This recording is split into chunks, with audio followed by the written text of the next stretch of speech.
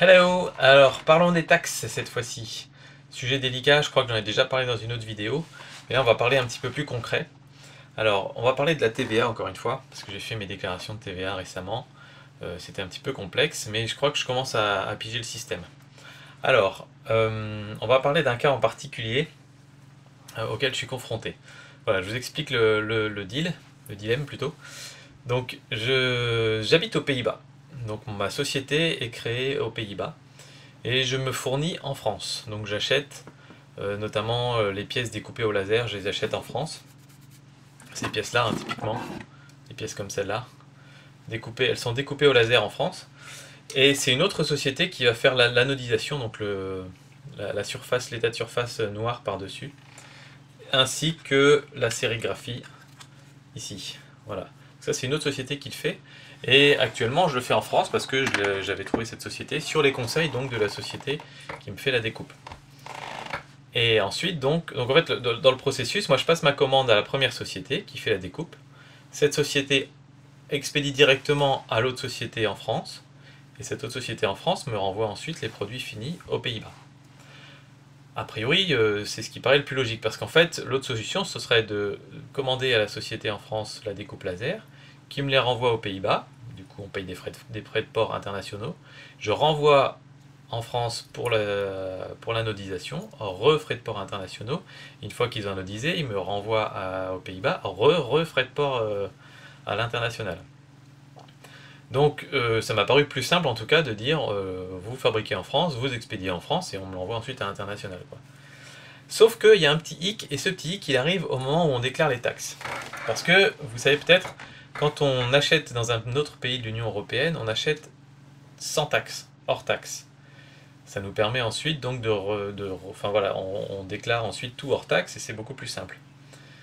Le souci, c'est quand j'ai fait ça et que chez Style Laser, j'ai demandé la découpe de mes pièces et de livrer à une autre société en France.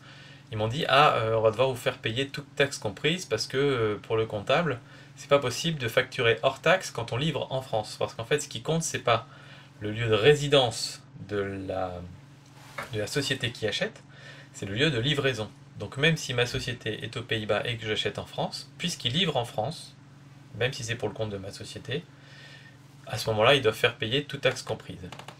Et il faut que je me fasse rembourser ces taxes plus tard. Alors là où ça devient compliqué, c'est que quand je remplis ma déclaration de TVA aux Pays-Bas, tout ce qui compte, c'est la TVA au taux des Pays-Bas. Donc le taux des Pays-Bas, c'est 21%. Et donc, sur la déclaration de taxes, dans les cases, je peux mettre sans problème les choses que j'ai achetées TTC aux Pays-Bas, et donc je peux déduire donc la TVA pour me la faire rembourser, et les produits que j'ai vendus TTC, que ce soit aux Pays-Bas ou ailleurs, vu que j'ai appliqué le taux des TVA des Pays-Bas des 21%, et donc ça c'est la TVA que je dois reverser à l'État néerlandais. Le souci, c'est que la TVA que j'ai payée donc, dans le cadre de cette opération de fournisseur, c'était la TVA française, parce que la première société me facture avec de la TVA française.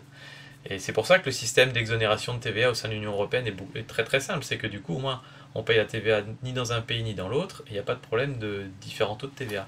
Donc là, la TVA française, c'est 19,6 actuellement, et donc, je ne peux pas le mettre dans la même déclaration, d'autant que c'est de la TVA que je réclamais à l'État français et non pas à l'État néerlandais.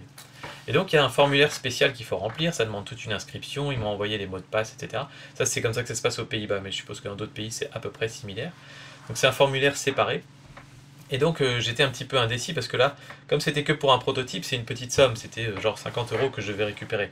Mais si on fait une grosse série de 100 pièces ou 500 pièces, ça va être des sommes beaucoup plus importantes et donc ça devient important pour le fonds de roulement de l'entreprise, quoi, pour la trésorerie. Et donc je voulais savoir notamment avec ce système si on récupérait nos sous assez rapidement. Parce que d'un côté, en fait, l'une solution c'est de payer hors taxe mais de payer le double, voire le triple de frais de port. Et ça, c'est de l'argent qu'on ne récupère pas. L'autre solution, c'est de payer toute taxe comprise, mais on récupère notre TVA que beaucoup plus tard. Et donc là, en fait, je voulais un petit peu faire le test.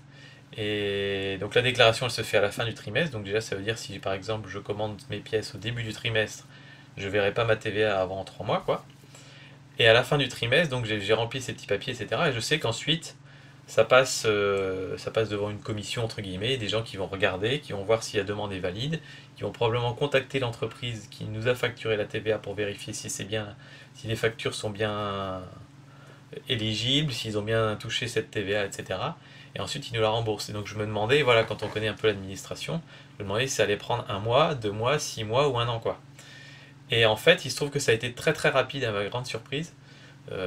Du jour où j'ai déposé ma demande au moment où j'ai été remboursé, ça a pris environ 4-5 jours jusqu'à ce que l'argent arrive sur le compte en banque de l'entreprise. Donc ça veut dire que globalement c'est un délai qui n'existe quasiment pas. Encore une fois, c'est le cas c'est le cas pour la France, je ne sais pas pour les autres pays comment ça se passe, mais voilà. Voilà, c'est mon expérience pour l'instant. Donc ça veut dire en gros que je peux récupérer ma TVA 3 mois après, et donc ça veut dire qu'en gros ma trésorerie elle sera un petit peu amputée de ma TVA pendant 3 mois, mais au moins c'est de l'argent que je récupère, alors que les frais de port supplémentaires c'est l'argent que je ne récupère pas. Donc ce sera à voir en fonction du coût total, mais je pense que c'est plutôt une meilleure option pour l'instant, en tout cas, vu que c'est des petites quantités et que les frais de port représentent quand même une grosse somme par rapport au coût de la marchandise.